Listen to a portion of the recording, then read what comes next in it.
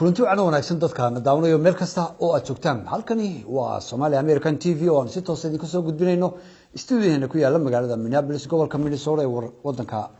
Mareykanka daawade ama dhageysto waliga ma aragtay ama ma soo martay ama ba dhagahaagu marna ma maqleen qof ama nin baabuur waday oo jiiray qof aan bini aadam ahayn oo jin ah ama aan dhahdaan insi ahayn ee jin ah oo dabeetana xabsi la geeyay maxkamaddu ay ku xukuntay 10 sano oo xaraga iyo 100,000 oo lacagta birta ee Ethiopia dhacdadani daawade cajiibka ayaa waxay ka dhacday magaalada Jigjiga iyo Karamarda inta u dhaxaysa kadib markii nin darawalihi isagoo u sii socda dhinaca Karamarda uu arkay amaba uu sheegay amaba uu dareemay in qof dumara uu jiray iyadoo cidi soo dacweyn ama lagu marxaati furin ayuu darawalkii gaarigii dib u celiyay oo uu tagay saldhigga bolice waxaana uu sheegay in uu haweneey jiray hase yeeshee haweeneydii uu waayey markii uu taayirada mariyay cidba kama hadline gudaha ayaa la dhigay dabeetana waxa loo gudbiyay aakhirkii maxkamadii oo ay ka soo qayb galeen qoyskii uu ninkaasi ka dhashay ayaa markaasi doodii ay bilaabantay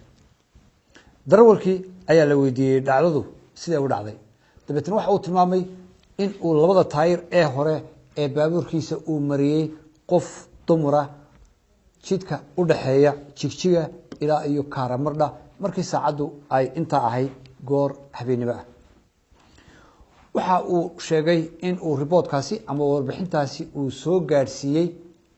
saldhigga bolice ee isla Jigjiga ku yaala dacwadii markii la dhageystay ayaa markii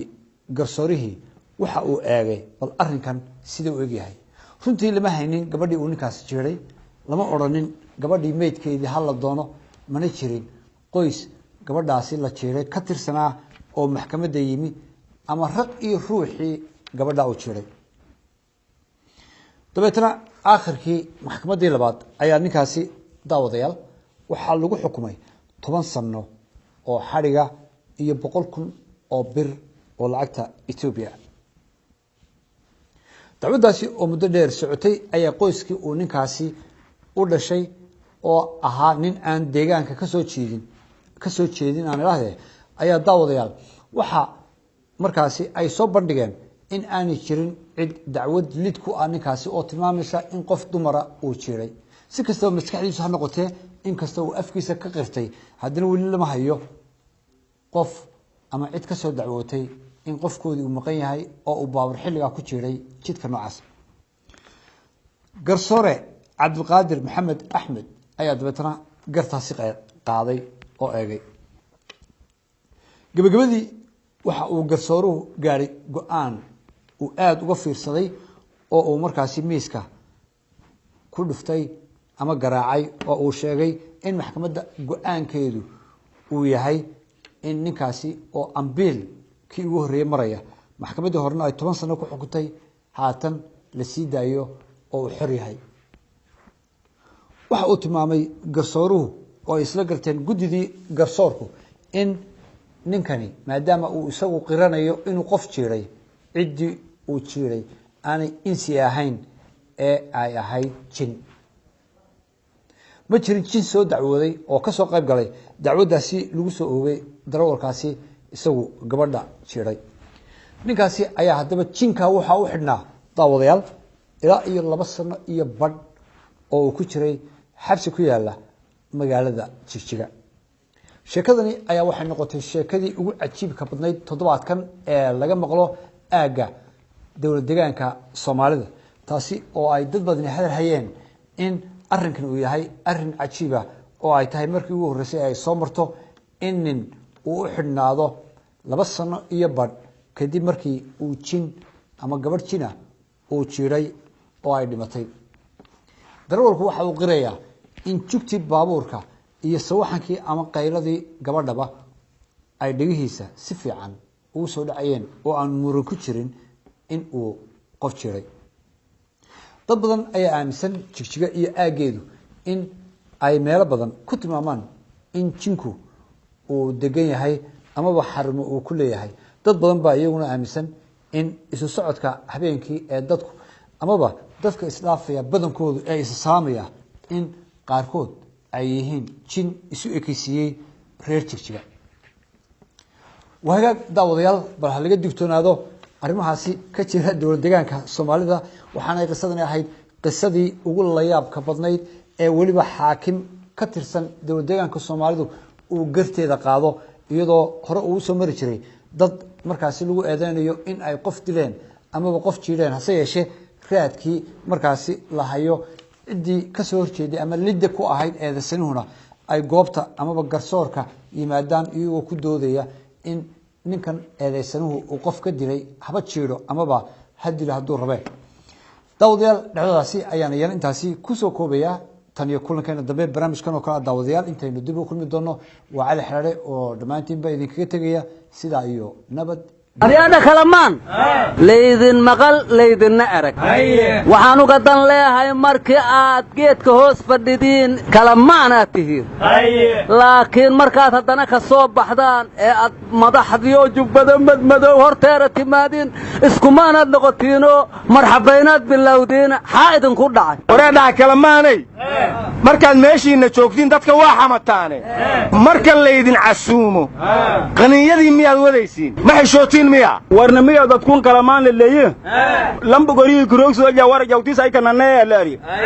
goriga li kuroogsoo jawaar leeyahay jawtiis sheego hay may kala sheegeen may war gudhooyay sidiina mooyaane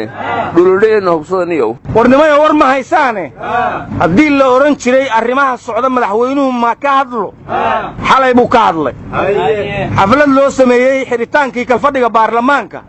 ayuu ka sheegay wax badan oo dadka ka qarsoonaana kaftan ku soo gudbiyay naw war Soomaaliland ma soo hadal qaaday warnimayo madaxweynuhu wuxuu ka hadlay mooshinkii muddo lagu wareersanaa waxaana uu yiri gudoomiyaha baarlamaankan weydiiyay wuxuuna ii sheegay buu yiri mooshinka inay ka dambeeyeen qabiyo waxaan ku yiri buu yiri gudoomiyaha haday qabiyo ka dambeeyaan amuu qabiyo yahay baar qabiyo buu noqday buuna yiri madaxweynuhu awal qabiyada lama dhameystiro war xafladii loo sameeyay xiritaanka kalfadhigii afraad ee baarlamaanka kama muuqan gudoomiyaha aqalka sare madaxweynuhuna wuxuu yiri dib u heshiisiinta dadweynaha waxa ka horeeya dib u heshiisiinta dawladda dhexdeeda dawlad iskhilaafsanina dad ma heshiisiin karto khilaafka gudaha go'aan ka gaara golayaashiyow khilaafka gudaha go'aan ka gaara golayaashiyow aryaadaha madaxweynuhu wuxuu yiri aqalka sare waxaan ku tuhmaynaa inay maamul goboleedyada xiriir hoose la leeyihiin maamul goboleedyadu markii ay dhahaan waa hakina dawladda wada shaqayntii naga dhaxaysay gudoomiyaha baarlamaanka maday mursal may eray ansixinta dastuurka sida kalamaan sheegdiba waqti dhow wala ka gobadaaneeri aryaadaha bariyahan bawaatii leesla dhex maraya bangiga dhexe nin ingiriis ah loo dhiibi rabaahe haddii loo dhiibo diintee lagu dhaarihaa xilli aamin jeesa wuxuu yiri aniga waxaan maqlayaa in gaal cad bagi loo dhaxlo dhiibi raba gaalka cad iska daaya gaalku uu midoo loo dhiibi karaa war madaxweyne xaaf Nairobi aada la leeyahay dawladdu ma ogtaa soo iska qarab doonta war ma haystaan hadaad hore u maqli jirteen caruur bamba ku cayaarayso ku qaraxday maanta askara bambadii ay sitaan ay ku qaraxday qof ishaara wareeray marka waan balaa waqtigiisa arkay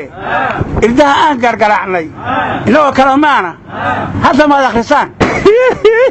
arbaahe gabna langaa ka qeyb garaaw beer arbaade madawiinaga keen lafta gareenga la ereema saaro haaye budleen madax ka koydina seedeen madiidi dawladda Soomaaliya wafdi badan oo gudoomiyaha baarlamaanka maday mursal hogaamiya waseeda doonaan ili bugdayka bikaasay aryaa cale masaarka lafta gareenood sheegayso meeqa geeda caleenta looga guraa war doorashadii koonfur galbeed mar hore dhacday madaxweyne lafta gareenaana ku guuleystay dadka guriga aadan sanan soor hor tuban maxay ka qabanayaan haan iyo ameelo dhawaan ani warjoogasiye dufunga guruga dhisooyaan dufun laakiin oo biriidaha bata dhiraala doona waryaadii dhagaysta shayddaanow cayaartumay dadkii eebbe caasiyaye walaalihii ciloobe ibliis geliyo caynaanka ee carun bilaash loo qobiyo dulinka caadaysta calafkood layeen meel kalea loo cawilayaaye cirku ummadda oo waxay dhaxlaan cara ilaaheeye wax la caynadaa muuqdo oy cimil wadaagaane iscafiya casaara jirtiyo shay cuqubo leh waladan cafiskaaga mooyaane adoo hargeysa jooga cirka ma eegi karti waryaad shaydaan leedahay waryaa dhulka ma la fiiri karaa war dhulka iyo cirkaba waa la fiiri karaa niyo iyo badda